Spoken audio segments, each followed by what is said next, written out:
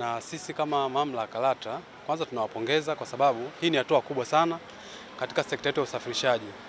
Kwa tuzo hii inatupa picha kwamba huduma ambazo wanazitoa zinakidhi matakwa ya wasafiri, kwamba wanafuata sheria zote, lakini pia sheria za usalama barabarani pamoja na sheria zote za usafirishaji.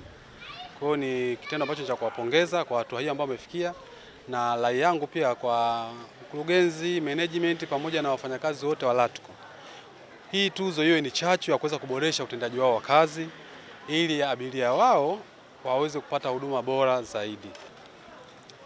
Serikali na utaratibu wa kuweka nauli kwa wale wasafirishaji ambao wanapanga nauli hovyo, pia tunawashauri, lakini pia kama mamlaka tunawataka wafuate taratibu na sheria zilizopo. Na kwa wadau hasa abiria, kama kuna changamoto pia tuna namba zetu za bure zipo, wapige simu kwa ajili ya changamoto yoyote kuweza kuwasaidia.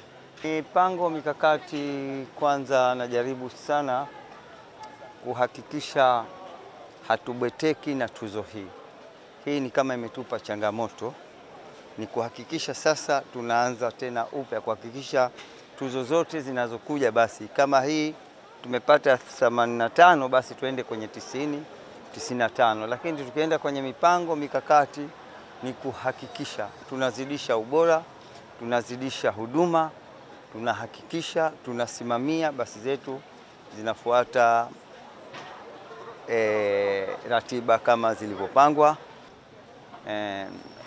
Kwa mtu ambaye hana uelewa anaweza kaona kama serikali inakuwa ni kero, lakini hapana. Serikali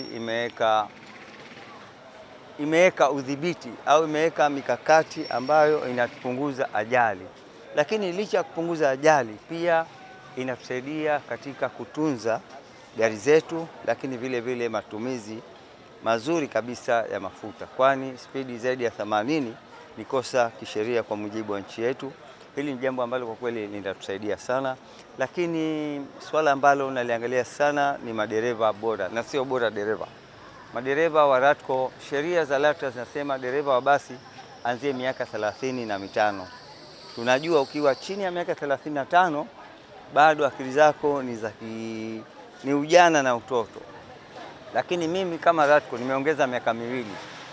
Kwa hiyo sisi tunaongeza 37. Kwa ukija na 35 bado vigezo vya LATCO hujakidhi, tunakwambia njoo baada ya miaka 2. Ukijaribu kuangalia kwa huduma VVIP, siti ziko comfortable, hata hizi siti zingine pia ziko comfortable, huduma iko vizuri, wateja tunajaliwa, tunapewa care. Yeah. Kwa kweli kwenye speed yao iko vizuri, customer care yao iko vizuri, huduma zao ziko vizuri. Kwa kweli ni usafiri ambao ni mzuri na unafika on time.